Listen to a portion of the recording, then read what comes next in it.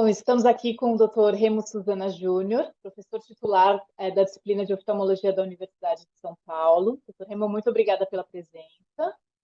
E, e a gente chamou ele para conversar justamente porque foi ele quem cuidou da saúde ocular do maior jogador de futebol do mundo, que todo mundo conhece como Rei Pelé, certo? Obrigada, Dr. Remo. Obrigado.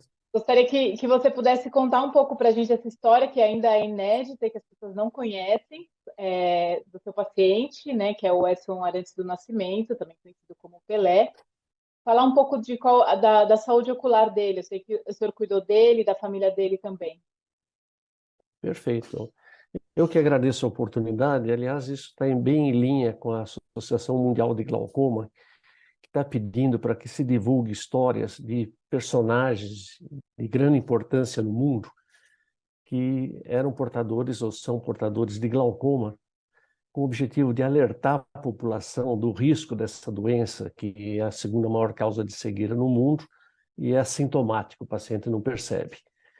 Então, por esse motivo, você me disse que tinha procurado na internet e não tinha visto que o Pelé tinha glaucoma. Realmente, nesses 18 anos que eu trato do Pelé e da família dele, eu nunca mencionei que o Pelé tinha glaucoma, e muito menos que eu era o médico do Pelé.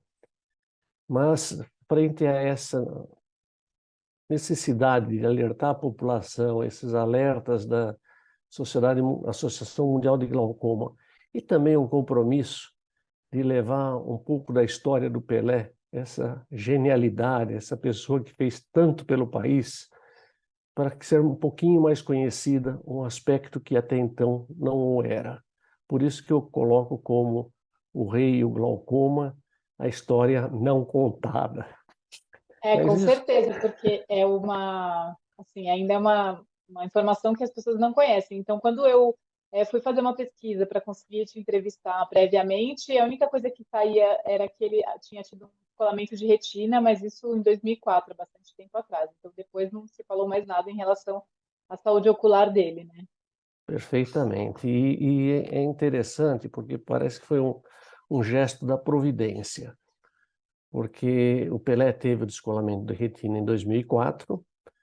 Eu fui escolhido para ser o auxiliar da cirurgia de descolamento de retina, eu sendo um glaucomatólogo, estranho, né? Um glaucomatólogo, ser auxiliar uma cirurgia de descolamento de retina.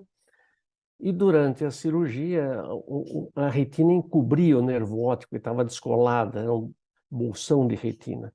E quando o cirurgião fixou a retina, eu pude ver o nervo óptico do Pelé, pela primeira vez no mundo.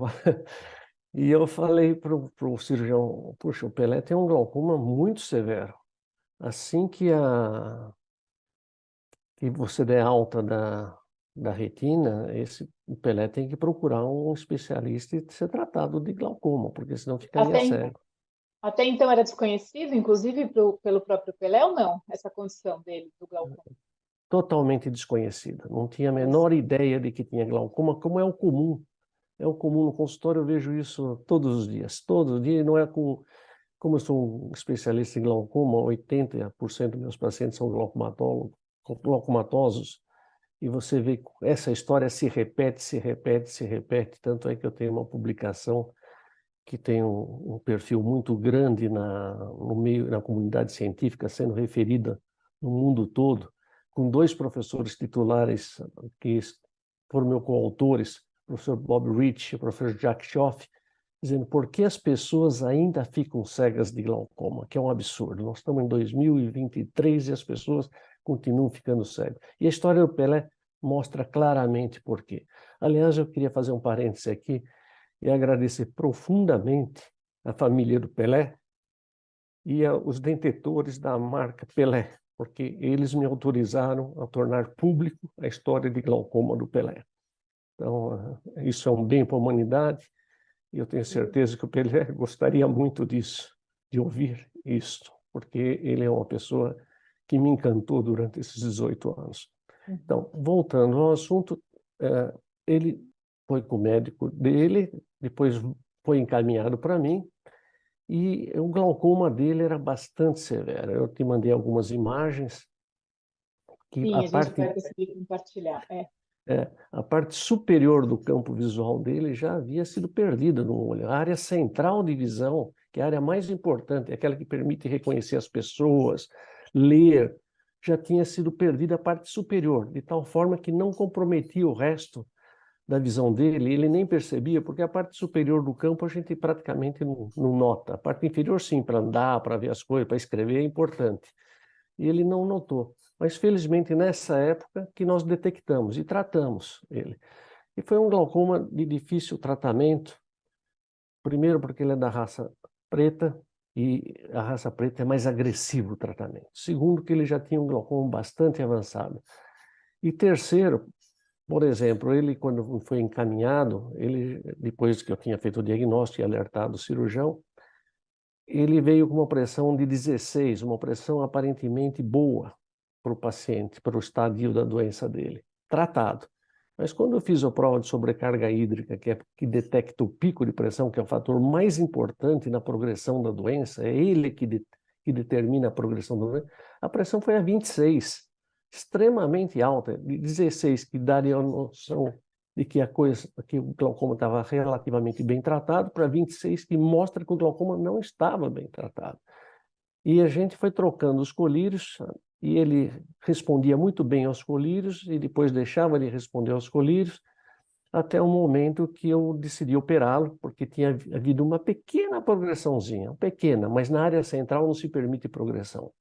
E essa daí cirurgia operamos ele. foi em que ano, mais ou menos? 2011, quer dizer, de 2007, quando eu comecei a tratá-lo efetivamente, que foi encaminhado para mim, até 2011 ele foi bem controlado. Começando de 2011, o glaucoma começou a escapar do controle com a medicação máxima possível. Eu operei ele, fiz uma trabeculectomia, e desde então nunca mais progrediu, e ele viveu com pressões de 12 nos dois olhos, e enxergando muito bem, graças a Deus, até o final dos seus dias. Que ótimo. Bom, tanto quanto interessante saber que ele tinha essa condição, e mesmo se submetendo a uma cirurgia sobre uma outra questão, que era o descolamento de retina, você conseguiu identificar e diagnosticar o glaucoma dele, e aí fazer um tratamento adequado até a cirurgia e depois estabilizou, né? Perfeito. E eles, provavelmente, com quase certeza, se não fosse essa providência de ter um glaucomatólogo numa cirurgia de descolamento de retina, talvez ele nem soubesse. Não perderia a visão, seguramente, com pressões muito altas, um nervo óptico já bastante danificado. Depois disso, ele fez acompanhamento com o senhor, assim, de quanto em quanto tempo? Então, ele veio a falecer agora em dezembro de 2022. Como é que estava a condição de saúde ocular dele recentemente? Estava muito bem, inclusive eu encaminhei 2 vídeos para você, mostrando a gratidão e a humildade desse grande amigo que nos deixou. Uma pessoa maravilhosa, ele fez questão. A história do filme é interessante, porque ele telefonou para minha secretária e falou: eu vou levar minha equipe aí, porque eu sei que o professor Remo vai lançar um livro dele na Sérvia, e provavelmente meu assistente falou, Mirko Babic, que era meu assistente na época. Para poder traduzir, né? E ele foi com a equipe dele. Ele falou: eu também quero agradecer ao povo sérvio, porque foi o último país a me eleger como o maior atleta do século. Meus queridos amigos sérvios, um momento. Mirko, vem cá, Mirko. Aqui está o Mirko. Como eu não falo o sérvio muito bem, eu pedi para o Mirko, que está aqui no Brasil comigo, para fazer um intérprete. Ok. Mas nós estamos aqui por uma coisa especial. Kažem da smo mi ovdje zbog jedne jako bitne, jako važne stvari. Você sabe que eu tenho um amigo que é o Dr. Remo, ele que cuida da minha vista. Ja ne znam da li vi znate, ali moj jako veliki prijatelj je Remo i on vodi računa o mojim očima. Por isso que eu fiz mais de 1000 gols, entende?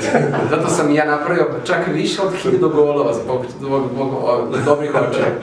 E eu queria aproveitar a oportunidade chamar o Dr. Remo aqui, porque ele vai lançar um livro. Hoću da iskoristim ovu priliku da pozovem gospodina Rema i profesora Rema, jer on će imati njegovu knjigu na srpskom u Beogradu. Eu vou trazer meu amigo Dr. Remo aqui conosco.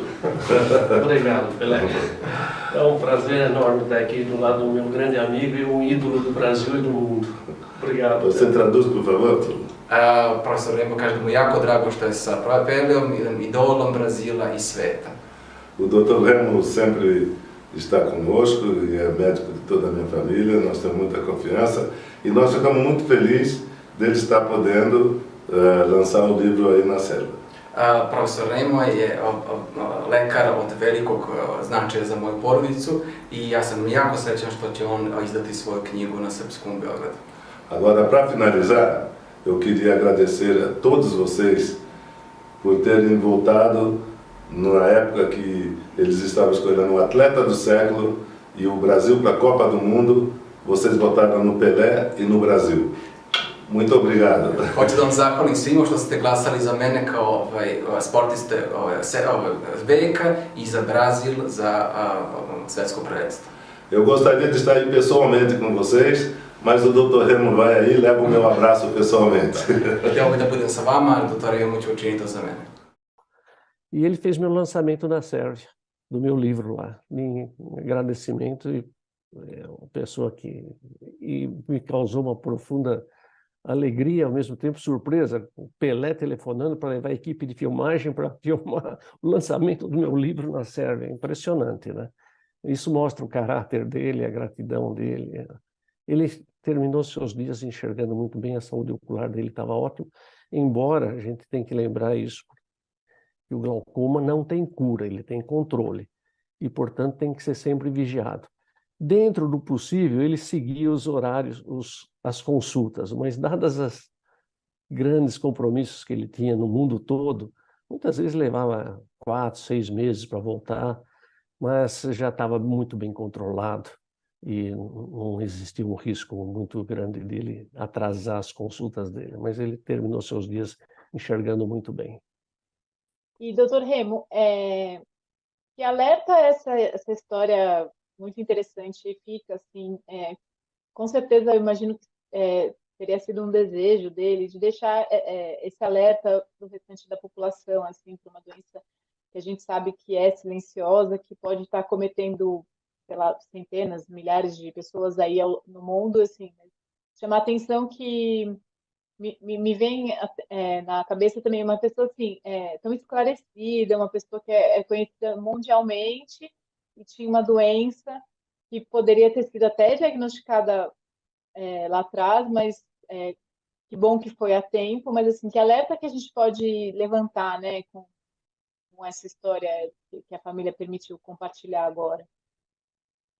Essa história, e por isso que a Associação Mundial de Glaucoma está pedindo esses alertas, porque, infelizmente, os pacientes chegam no consultório dizendo, mas eu enxergo muito bem. Esses são os perigosos, porque esses não sabem que tem a doença. Quando o paciente fala, eu não enxergo, vai no oftalmologista, o oftalmologista faz o diagnóstico na sua grande maioria. Embora o diagnóstico de glaucoma ainda seja um pouquinho complicado, porque a maioria, não digo a maioria, mas alguns oftalmologistas ainda fazem um diagnóstico pela pressão, quando o diagnóstico deve ser feito pelo nervo óptico. A esse respeito, o programa que nós fizemos em 2002, e ficou conhecido no mundo todo, chama 5 R's, 5 regras para o diagnóstico do glaucoma, é o mais utilizado no mundo. O diagnóstico é feito pelo nervo óptico. Então, o que eu aconselho é quando qualquer paciente, primeiro tem que ir no oftalmologista, a partir dos 45 anos é obrigatório, mesmo que não sinta nada, porque quando começa essa doença silenciosa, considerada o maior ladrão da visão. Não só perguntar para o oftalmologista qual é a sua pressão do olho, pressão ocular, mas também pergunte como está o meu nervo óptico, porque daí é a parte importante, e com isso ele vai ter uma informação, porque o oftalmologista pode falar, não, seu nervo óptico está bom, mas é suspeito, e tem algumas coisinhas aqui que mostram que ele é frágil, ou que pode estar começando um glaucoma, o senhor venha com mais frequência. Ele sabendo que o glaucoma tem essas características, o paciente sabendo que tem essas características, ele vai voltar para o oftalmologista. Eu não consigo, como eu escrevi esse artigo, que eu disse por que as pessoas ainda ficam cegas de glaucoma, não dá para se entender como em 2023 tantas pessoas ficam cegas. É impressionante no consultório, quando o paciente chega, doutor Remo, eu estava enxergando bem, mas hoje eu não estou bem, mas deve ser o óculos. E você vê que ele já perdeu praticamente 90% do nervo óptico dele. E, obviamente, passou por alguns colegas anteriormente, por isso que é importante que o paciente pergunte para o médico quais as características do nervo óptico dele e a pressão ocular dele. O segundo aspecto é o pico de pressão, porque 60% das medidas de pressão no consultório não pegam o pico de pressão. Então, se eu detecto o pico de pressão do paciente, pressão muito elevada, eu vou seguir esse paciente mais de perto ou eu vou tratar o paciente. Ao contrário de que eu meço uma pressão, por exemplo, como no caso do Pelé, é típico. Eu tenho certeza que qualquer médico que medisse uma pressão de 26 no olho dele iria tratá-lo ou ia prestar mais atenção no nervo. Mas mede uma pressão de 16, o paciente aparentemente está normal. Esse é um outro grande risco, principalmente no tratamento. Porque se não se detecta o pico, não se trata corretamente, porque o pico é o único fator também reprodutível, que se pode comparar um dia com o outro. Então, se o tratamento fez efeito ou não. Eu acho que com esses cuidados, dificilmente algum paciente fica cego de glaucoma. Tá bom, obrigada. E alguma coisa que o senhor queira acrescentar, que eu não tenha perguntado? Enfim, para mim foi muito esclarecedor, assim, escutar essa história, saber que era quase um segredo, não um segredo médico, talvez. Mas assim, eu acho que aí o mundo inteiro agora vai estar atento que o senhor foi quem tratou e responsável pela visão do Pelé até os últimos dias dele. Perfeito. Eu que agradeço a oportunidade, tenho certeza que essa entrevista vai beneficiar muitos pacientes. E que se beneficiar um, já beneficiou muito porque evitou a cegueira dessa pessoa, que para mim é o bem mais precioso que o ser humano tem. Muito obrigado, então, pela oportunidade. Obrigada, doutor Remo. Muito obrigada mesmo. Disponha. Pé.